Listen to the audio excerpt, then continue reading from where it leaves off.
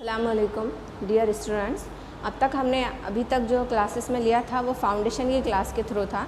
Foundation as a foundation था वो science का, लेकिन अब इंशाल्लाह हम हमारे सिलेबस की साइंस स्टार्ट करेंगे। और आपके पहले चैप्टर का नाम है living world and classification of microbes. Living world यानी क्या? लिविंग वर्ल्ड यानी पूरी हयातियाती ज़िंदगी जो हमारे पूरे अर्थ के ऊपर है, जिसमें आपके एक्वाटिक एनिमल्स भी आ जाते हैं, समंदरी जानवर, आबी जानदार, रेतीले जानदार, एक्वाटिक के अलावा और आ जाएंगे आपके रेगिस्तानी जानदार। जितने भी जानदार है दुनिया में, जितने भी जानदार है वो तमाम जानदार जिसके अंदर एक खलवी हैवानात, एक खलवी नबातात, काई, बैक्टीरिया, वायरसेस, माइक्रो ऑर्गेनिज़म से लेकर हमारी पूरी दुनिया, बड़े से बड़े जानवर, बड़े से बड़े हाथी, बैल, शेर, बब्बर शेर, जंगली जानवर, रेगिस्तानी जानवर जैसा कि हमारे पास आते हैं। रेगिस्तानी जानवरों में घास के ऊपर पाए जाने वाले टिड्डे और उनको खाने वाले चिपकलियाँ, उनको खाने वाले खरगोश, जितने भी मोर है, जहरीले जानवर है, चलने वाले जानदार है, उड़ने वाले जानदार है, परिंदे हैं और चरिंद परिंद, जितने भी सांप है, जितने भी तितलियां हैं, ये तमाम की तमाम चीज़ें हमारी लिविंग वर्ल्ड में आती है। और उसके अलावा अब दूसरी चीज़ है क्लासिफिकेशन ऑफ माइक्रोब्स। सबसे पहली चीज़, माइक्रोब्स किसे कहते हैं? तो माइक्रोब्स को उर्दू में बोला जाता है खुर्दबीनी जानदार। अब खुर्दबीनी जानदार यानी कौन से जानदार? खुर्दबीनी जानदार यानी ऐसे जानदार जो हमको हमारी सादी आँख से नज़र नहीं आते। तो फिर कैसा? तो उनको देखने के लिए हमको खुर्दबीन यानी माइक्रोस्कोप की ज़रूरत रहती। इसके ज़रिए हमको देखना पड़ता। माइक्रोस्कोप हमारे पास दो तरीके के हैं माइक्रोस्कोप। एक तो कंपाउंड माइक्रोस्कोप और दूसरी है इलेक्ट्रॉन माइक्रोस्कोप। इलेक्ट्रॉन माइक्रोस्कोप बहुत ही फास्ट या फिर बहुत बारीक से बारीक चीज़ों को भी देख सकती है इलेक्ट्रॉन माइक्रोस्कोप के ज़रिए। और कंपाउंड माइक्रोस्कोप यानी उससे चंद बारीक चीज़ें नज़र आती है, चंद।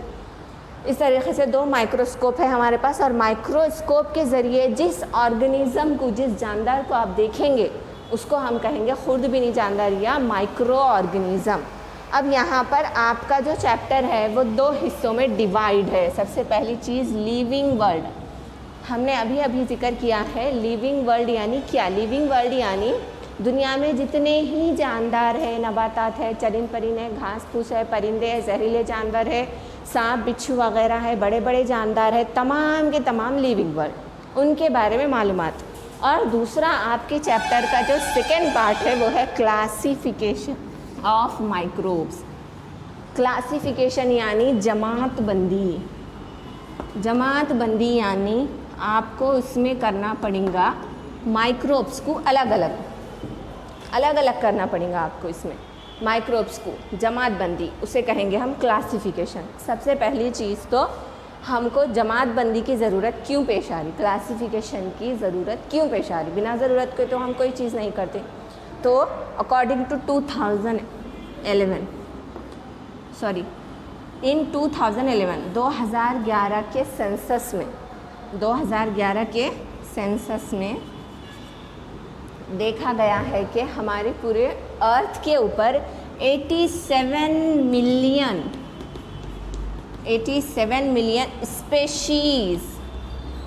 स्पेशीज़ अनवा नू जिसे उर्दू में बोला जाता है, 87 मिलियन स्पेशीज़ प्रेजेंट है।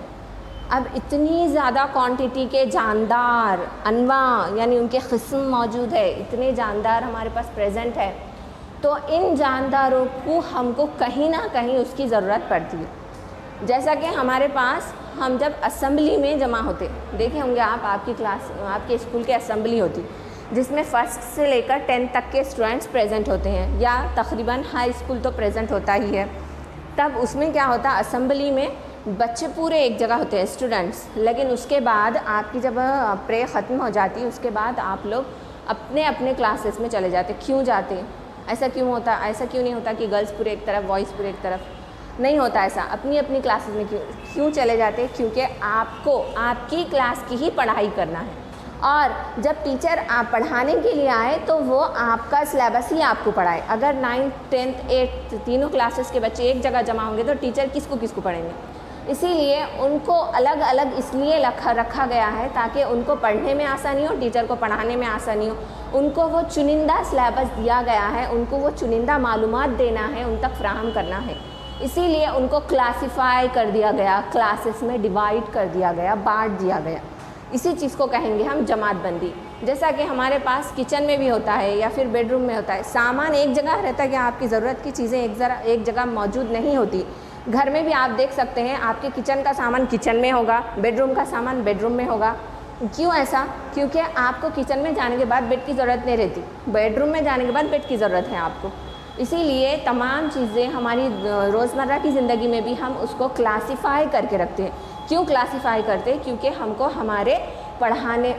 हमारे इस्तेमाल में आसानी पैदा हो जाए, इसलिए हम उसको क्लासिफाई करते हैं।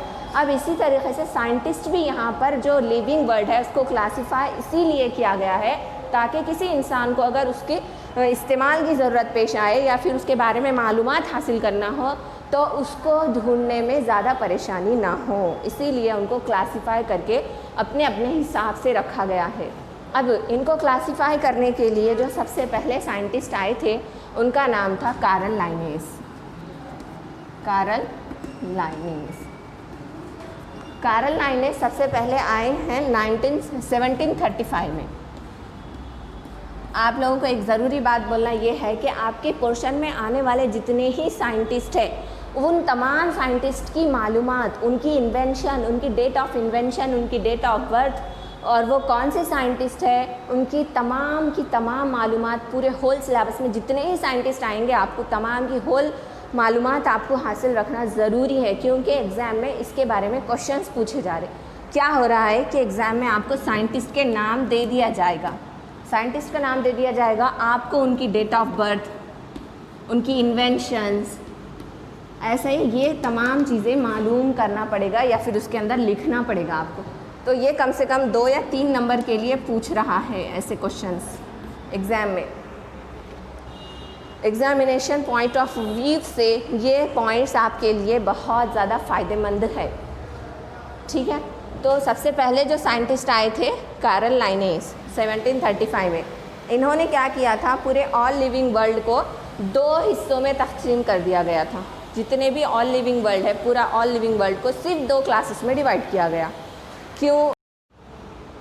सबसे पहले फिर माइक्रोब्स को या फिर लिविंग ऑर्गेनिज्म, जितने भी लिविंग ऑर्गेनिज्म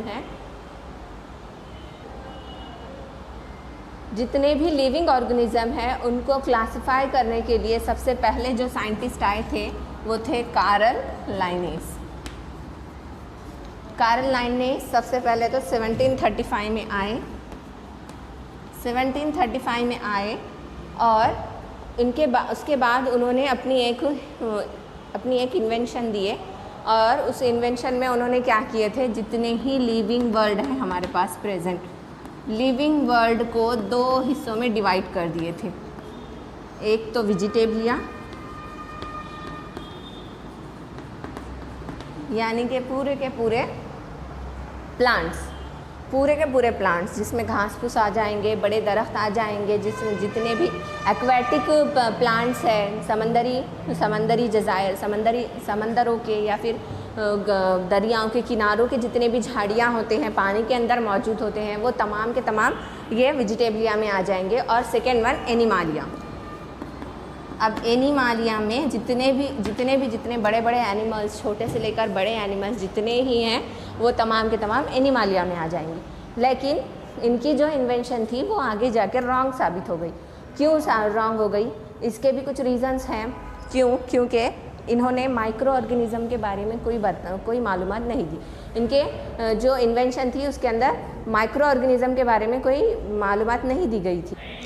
आपके सिलेबस में आने वाले तमाम के तमाम जितने ही साइंटिस्ट हैं और उनके इन्वेंशंस और उनकी डेट ऑफ इन्वेंशन, ये तीनों चीज़ें आपको बेसिकली सब तमाम साइंटिस्ट के याद रखना बहुत ज़रूरी है। क्योंकि इस बेसिस पर आप लोगों को एक्स्ट्रा क्वेश्चंस एग्ज़ाम में पूछे जा रहे हैं। 2 to 3 मार्क्स के लिए। इसलिए आप ऐसे एक चार्ट अभी से बना लो और उस चार्ट में सबसे पहले क्या करो, नाम, साइंटिस्ट का नाम, उसके बाद उनकी डेट ऑफ इन्वेंशन, कौन सी डेट में उन्होंने करी, जैसे यहाँ पर 1735 में किए उन्होंने इन्वेंट, और उसके बाद उनकी इन्वेंशंस क्या थी, किसकी बेसिस पे थी। यहाँ पर आप फॉर एग्जांपल यहाँ पर करेंगे आप कार्ल लाइनस 1735, और उसके बाद classification of living world, living world का क्लासीफाई किया उन्होंने, जमात बंदी की है, किसमें लिविंग वर्ल्ड को 2 हिस्सों में तकसीम कर दिया। सबसे पहला है वेजिटेबलिया और सेकेंड वन है एनिमालिया। लेकिन इनकी जो इन्वेंशन थी वो रॉन्ग साबित हो गई, और उसके बाद नेक्स्ट हमारे पास साइंटिस्ट आए जिनका नाम था हैकल। ये जो साइंटिस्ट थे उनकी जो डेट ऑफ इन्वेंशन है वो 1866 है, 1866 में ये आए थे। अब 1866 में आए और इनकी जो इन्वेंशन है वो ये है कि इन्होंने भी लिविंग वर्ल्ड को ही क्लासीफाई किया, लेकिन इनकी क्लासिफिकेशन 3 पार्ट्स में थी। 3 पार्ट्स में इन्होंने पूरे के पूरे लिविंग वर्ल्ड को, ऑल लिविंग वर्ल्ड को क्लासीफाई किए, और वो इन्वेंशन में 3 क्लासेस कौन कौन से हैं। सबसे पहला प्रोटेस्टा अब यानी प्रोटेस्टा में कौन से लोग आएंगे, कौन से लिविंग वर्ल्ड, कौन सी लिविंग थिंग्स आएंगी प्रोटेस्टा में आएंगे, पूरे के पूरे माइक्रो ऑर्गेनिज्म प्रोटेस्टा में होंगे। और उसके बाद नेक्स्ट वन है plants, same as it is plants, वेजिटेबलिया की बजाय उन्होंने प्लांट्स लिए, और एनिमालिया की बजाय एनिमालिया या फिर एनिमल्स। ओके, लेकिन इसके बाद भी इनकी इन्वेंशन रॉन्ग साबित हो गई। इसकी वजह क्या है? इसकी वजह ये है कि हमारे पास लिविंग वर्ल्ड का बेसिक यूनिट है सेल। अब ये सेल जो है वो सेल 2 टाइप के होते हैं, एक तो प्रोकैरियोटिक सेल और eukaryotic cell. Prokaryotic cell, next है यूकैरियोटिक सेल।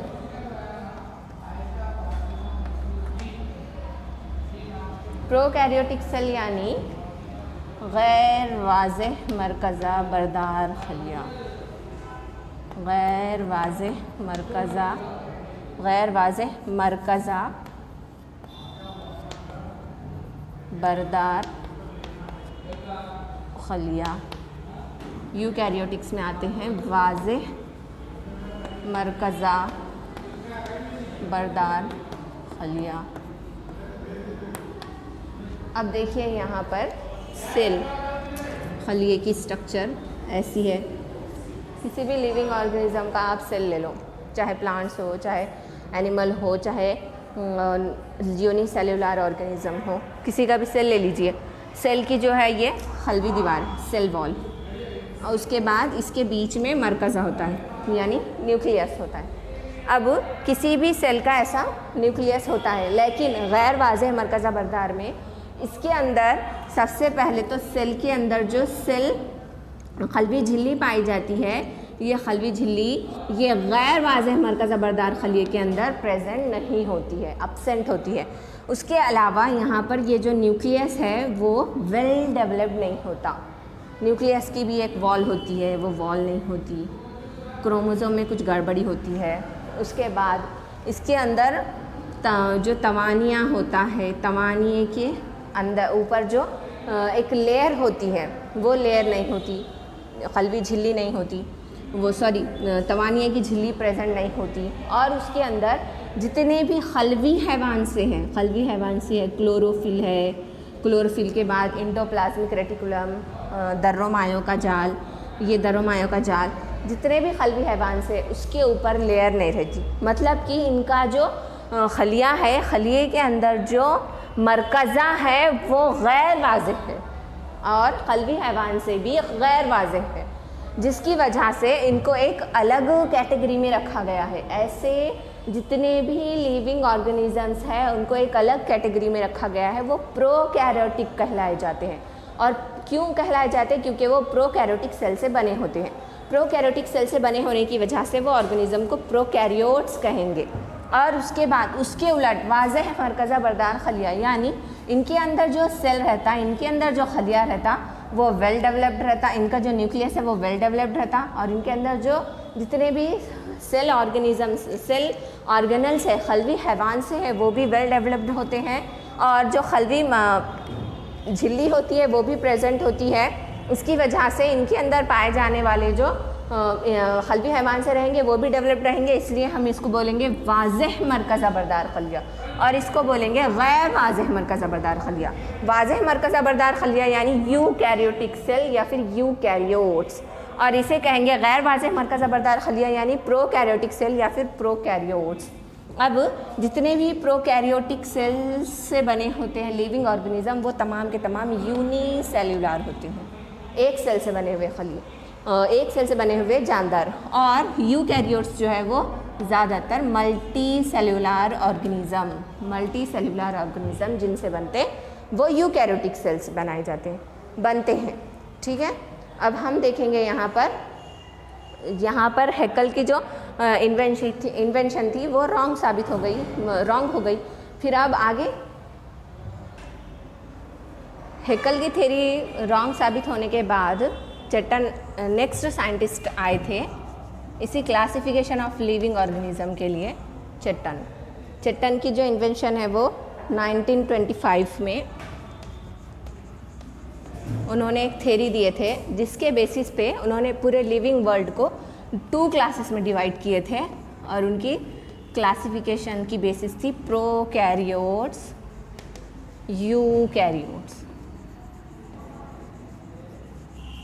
प्रोकैरियोट्स और यूकैरियोट्स। अब यहाँ पर जितने भी लिविंग ऑर्गेनिज्म हैं उन्होंने प्रोकैरियोट्स और यूकैरियोट्स में डिवाइड कर दिए, लेकिन इसके बाद भी और एक साइंटिस्ट आए जिनका नाम है कोपलैंड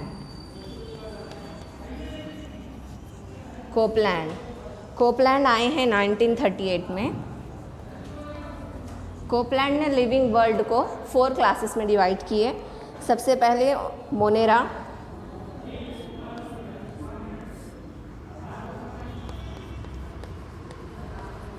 नेक्स्ट है protista,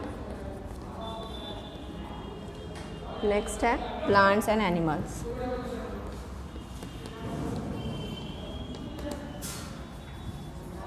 plants and animals 4 classes में उन्होंने तमाम लिविंग ऑर्गेनिजम्स को डिवाइड कर दिए थे। नेक्स्ट अब इनके बाद और एक साइंटिस्ट आए जिनका नाम है विट्ठाकर, R.H. विट्ठाकर।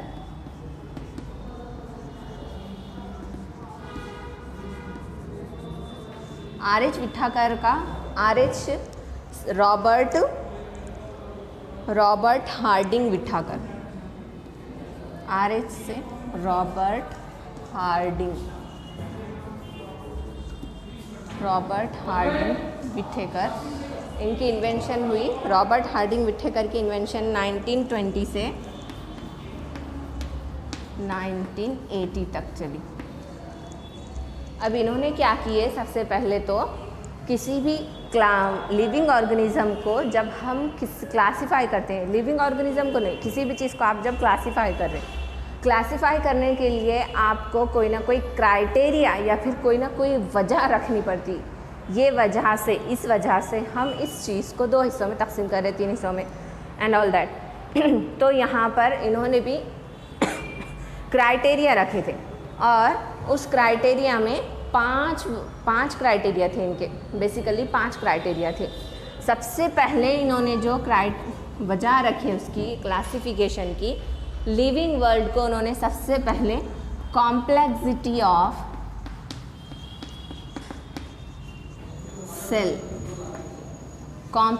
ऑफ सेल यानी सेल की पेचीदगी, खलिए की पेचीदगी, इसके बेसिस पे उन्होंने लिविंग वर्ल्ड को क्लासीफाई करे। तो अब कॉम्प्लेक्सिटी ऑफ सेल यानी आपको मालूम है प्रोकैरियोट्स एंड यूकैरियोट्स, ठीक है। सेकेंड वन है complexity of first complexity of cell and second one है कॉम्प्लेक्सिटी ऑफ ऑर्गेनिजम्स। अब यहाँ पर आप देखेंगे यहाँ पर किस चीज़ की पेचीदगी है ऑर्गेनिज्म में, तो हमारे पास जितने भी लिविंग वर्ल्ड है, जितने भी लिविंग वर्ल्ड में ऑर्गेनिजम्स है वो 2 क्लासेस में हैं, दो तरीक़े के हैं। फर्स्ट है unicellular and second one is multicellular.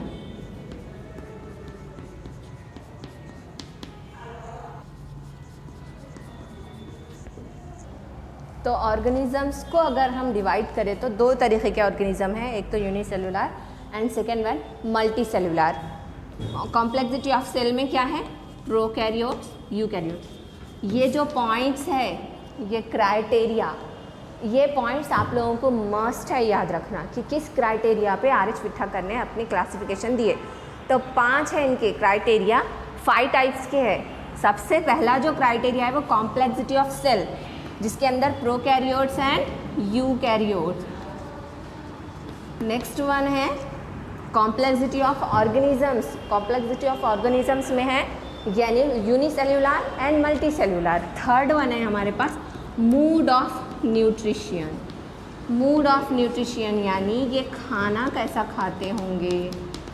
ये जो ऑर्गेनिज्म है, सबसे पहली चीज़, जितने भी लिविंग ऑर्गेनिज्म हैं वो उनका कोई ना कोई न्यूट्रिशन होता ही है। बिना न्यूट्रिशन वाले कोई नहीं होते। बिना खाना खाए के जानदार ज़िंदा कैसे रहेंगे, इसलिए उनके मूड ऑफ न्यूट्रिशन होता ही होता है। अब इनके न्यूट्रिशन में सबसे पहली चीज़, हमारे पास जितने लिविंग ऑर्गेनिज्म हैं मूड ऑफ न्यूट्रिशन के हिसाब से वो है तक डिवाइड किए हुए हैं 3 क्लासेस में।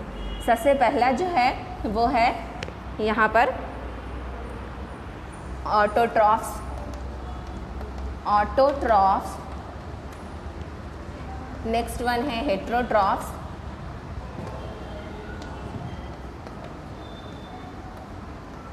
ऑटोट्रॉफ्स, हेट्रोट्रॉफ्स और थर्ड वन है सेप्रोफाइटिक। अब ये क्या बोला है, तो ऑटोट्रॉफ्स यानी इनको उर्दू में बोला जाता है खुद कफील। खुद कफील यानी ये अपनी ग़िज़ा के लिए, अपने खाने के लिए, अपने फूड के लिए किसी और पर डिपेंड नहीं रहते। ये इंडिपेंडेंट होते हैं अपने फूड के लिए, इसीलिए इंडिपेंडेंट होने की वजह से इन्हें बोला जाता है खुद कफील। इंडिपेंडेंट होने की वजह से इन्हें क्या कहा जाएगा, खुद कफील। खुद कफील यानी इंग्लिश में उसे बोला जाता है ऑटोट्रॉफ्स। और पूरे लिविंग वर्ल्ड में जितने ही प्लांट्स है जिनके अंदर क्लोरोफिल प्रेजेंट होता है, वो तमाम के तमाम प्लांट्स ऑटोट्रॉफ्स होंगे, खुद कफील होंगे। नेक्स्ट वन है हेट्रोट्रॉफ्स। हेट्रोट्रॉफ्स यानी इनके उलट गैर खुद कफील। अब गैर खुद कफील यानी ये किसी न किसी लिविंग ऑर्गेनिज्म पे डिपेंड है अपने फूड के लिए। डिपेंड है, ये मुनहसिर है किस पर, किसी न किसी पर इन्हिसार रखते होंगे। और इसके अंदर आते हैं तमाम के तमाम एनिमल्स। हम खुद अपने ग़िज़ा तैयार नहीं कर सकते, हमें भी अपने फूड के लिए किसी ना किसी लिविंग वर्ल्ड के ऊपर डिपेंड होना है। जैसा कि फॉर एग्ज़ाम्पल हम या तो हमारे ग़िज़ा में या तो सब्ज़ी तरकारी का इस्तेमाल करेंगे या चिकन मटन फिशेस का इस्तेमाल करेंगे, तो ये लिविंग ऑर्गेनिज्म ही तो है ना। जितने ही वेजिटेबल्स है, जितने ही फ्रूट्स है, ये तमाम के तमाम क्या है, लिविंग ऑर्गेनिज्म ही। साइंटिफिक लैंग्वेज में ये तमाम के तमाम वेजिटेबलिया में आते हैं। अभी हमने देखे थे क्लासिफिकेशन में वेजिटेबलिया या फिर प्लांट्स लिविंग ऑर्गेनिज्म ही हैं और हम हमारे फूड के लिए उन पर डिपेंड है। ठीक है, नेक्स्ट वन है सेप्रोफाइटिक। सेप्रोफाइटिक यानी गुंदखोर।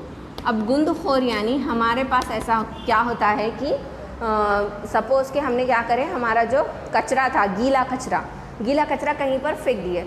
अब उसके बाद हमने जितने अमाउंट में कचरा हमने वहाँ पर फेंके थे, 2-3 दिन के बाद उतना अमाउंट नहीं रहता, कहाँ गया, वहाँ पर माइक्रो ऑर्गेनिज्म पैदा हो गए थे और वो जो थे वो फंगी है।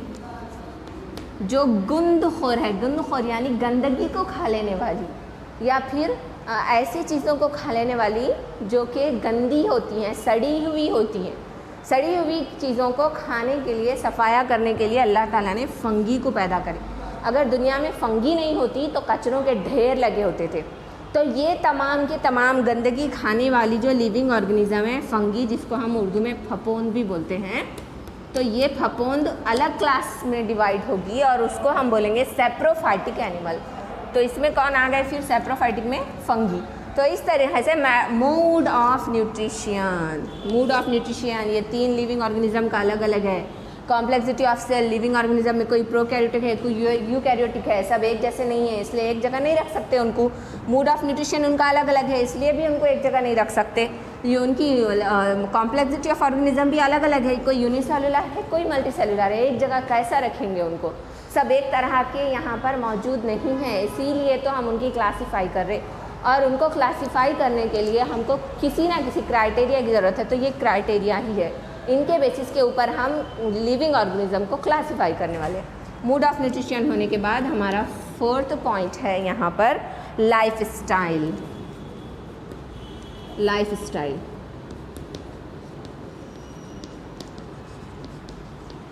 स्टाइल में यहाँ पर जो लिविंग ऑर्गेनिज्म है वो 3 तरह के लिविंग ऑर्गेनिज्म हैं। सबसे पहले अभी हमने देखे एनिमल्स, ऊपर प्लांट्स, नेक्स्ट एनिमल्स, थर्ड है फंगी। अभी देखें हम, तो अब यहाँ पर जैसे जिस तरह के प्लांट्स हैं, प्लांट्स को हमने यहाँ पर बोले ऑटोट्रॉफ्स, यानी ये जो लिविंग ऑर्गेनिज्म हैं वो प्रोड्यूसर्स है, प्रोड्यूस कर रहे हैं वो फूड को, इसीलिए उन्हें हम प्रोड्यूसर्स कहेंगे। जितने भी एनिमल्स हैं वो गेन कर रहे, कंज्यूम कर रहे, इसीलिए हम उनको कंज्यूमर्स कहेंगे। और जितने भी फंगी हैं हम उनको सैप्रोफाइट्स कहेंगे।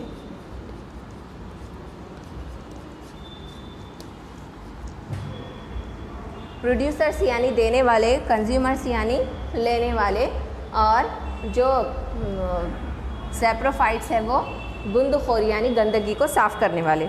उसके बाद 5th पॉइंट आता है हमारे पास फाइलोजेनेटिक रिलेशनशिप।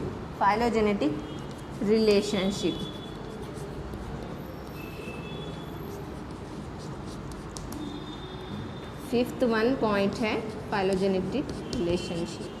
अब यहाँ पर इस रिलेशनशिप में क्या होता है, जितने भी यूनिसेल्युलर हैं वो यूनिसेल्युलर ऑर्गेनिज्म मल्टी सेल्युलर में कन्वर्ट होने को करते हैं, यानी उनके अंदर ऐसे चेंजेस पैदा हो जाते हैं कि वो मल्टी सेल्युलर के जैसे लगने लगे। और नेक्स्ट प्रोकैरियोट्स से यूकैरियोट्स की तरफ। ये है हमारे पास 5 टाइप के क्राइटेरिया जिसके बेसिस पे लिविंग ऑर्गेनिज्म डिवाइड होता है। और ये आपका, तो इस तरीके से हमारे पास लिविंग वर्ल्ड की क्लासिफिकेशन के क्राइटेरियाज फिनिश हो चुके हैं। अब हम देखेंगे कि लिविंग ऑर्गेनिज्म फिर बेसिकली किस तरीके से डिवाइड हुआ या फिर क्लासिफाई हुआ। और ये जो क्लासिफिकेशन है वो आप लोगों को होमवर्क में 3 मरतबा ड्रॉ करके लाना पड़ेगा, होमवर्क रहेगा आपका लिविंग ऑर्गेनिज्म की क्लासिफिकेशन। सबसे पहली चीज़, ये लिविंग ऑर्गेनिज्म, उसकी बेसिक जो हमने देखे थे कॉम्प्लेक्सिटी ऑफ सेल क्या था, यूकैरियोट और प्रोकैरियोट। उसी तरह से कॉम्प्लेक्सिटी ऑफ सेल की बेसिस पर लिविंग ऑर्गेनिज्म 2 क्लासेस में डिवाइड हो रहे हैं। पहला क्लास है prokaryotes, second one eukaryotes. Okay, अब ये प्रोकैरियोट्स और यूकैरियोट्स के बाद नेक्स्ट वन जो थिंग है complexity of organism, living organisms, ये भी देखे थे हमने। तो प्रोकैरियोट्स उसके बेसिस पे आ जाएंगे पूरे के पूरे यूनिसेल्युलर में। हमने आपको पहले भी बताया कि प्रोकैरियोट्स जिनसे बनते, प्रोकैरियोट्स से जो लिविंग ऑर्गेनिज्म बनता है वो तमाम का तमाम यूनिसेल्युलर ही होता है। और यूकैरियोट्स से जो लिविंग ऑर्गेनिज्म बनते हैं वो या तो यूनिसेल्युलर होंगे या फिर मल्टीसेल्युलर, यूनिसेल्युलर या फिर होंगे मल्टीसेल्युलर।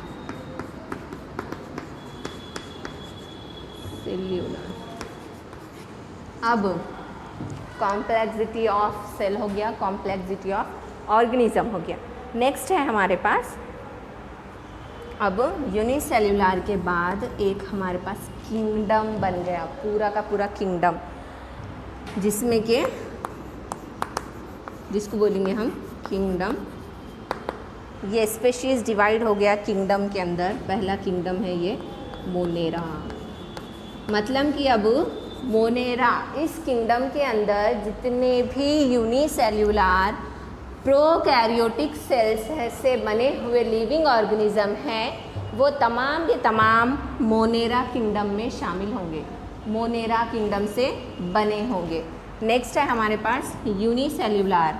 यूनिसेल्युलर यूकैरियोट्स, यूनिसेल्युलर लेकिन जिनका जो सेल है, सेल का न्यूक्लियस है वो वेल डेवलप्ड रहेगा, वो होंगे kingdom protista. Next kingdom, second one kingdom, kingdom protista. अभी तक वो 4 साइंटिस्ट ने भी मोनेरा के बारे में किसी ने भी नहीं कहा था। आर.एच. विट्ठाकर की इन्वेंशन है ये मोनेरा। और नेक्स्ट है प्रोटिस्टा। अब मल्टी सेल्युलर में आ जाओ। Multi cellular mode of nutrition के हिसाब से 3 क्लासेस में डिवाइड होते हैं।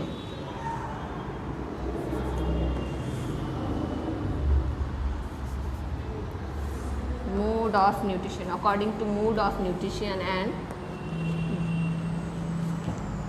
लाइफ स्टाइल के बेसिस पे भी। नेक्स्ट है kingdom third, kingdom third fungi, गुंद 4। नेक्स्ट है किंगडम 4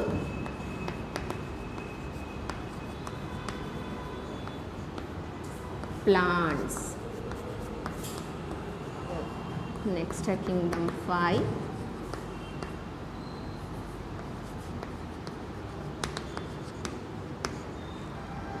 एनिमल्स। तो इस क्लासिफिकेशन ऑफ लिविंग ऑर्गेनिज्म को 5 किंगडम सिस्टम भी बोला जाता है। और इस अकॉर्डिंग टू 5 किंगडम सिस्टम हमारे पास 5 किंगडम बन चुके हैं। किंगडम क्यों बनाए? सबसे पहली चीज़, स्पेशीज़ जिस चीज़ में डिवाइड होते हैं। हमारे पास कितने थे स्पेशीज़? 87 मिलियन थे। इनको क्लासिफाई करना बहुत ज़रूरी था क्योंकि वो एक जगह नहीं रह सकते, क्योंकि इनके अंदर इतने सारे वैरायटीज़ प्रेजेंट है, इतनी सारी वेरिएशंस प्रेजेंट है, और उन वेरिएशंस के अकॉर्डिंग हमने इनको क्लासिफाई कर दिया। क्लासिफाई किस में करें? अब ये 87 मिलियन को 5 किंगडम में, 5 क्लासेस में बेसिकली। अब उसके अंदर 5 किंगडम में उनकी मूड ऑफ न्यूट्रिशन आ गई, लाइफ स्टाइल आ गया, फाइलोजेनेटिक रिलेशनशिप आ गया, complexity of organism, complexity of cell. इन तमाम बेसिस के ऊपर हमने ये लिविंग ऑर्गेनिज्म को 5 किंगडम सिस्टम में डिवाइड कर दिया। अब आप लोगों का होमवर्क ये है कि ये जो हमने अभी खाका तैयार किए थे इसको आप 3 टाइम्स लिख कर लाएंगे, 3 टाइम्स। और ये मूड ऑफ न्यूट्रिशन का भी आपको याद करना बहुत ज़रूरी है। और इसके अलावा यहाँ पर 4 साइंटिस्ट, इससे पहले आर.एच. विट्ठाकर को छोड़ के 4 साइंटिस्ट और आर.एच. विट्ठाकर एक 5, पाँचों की भी इन्वेंशंस, डेट ऑफ इन्वेंशंस और उनके नाम याद करना आपको बहुत ज़रूरी है। ठीक है, ओके, अल्लाह हाफ़िज़। आज का सेशन यहीं पर ख़त्म होता है।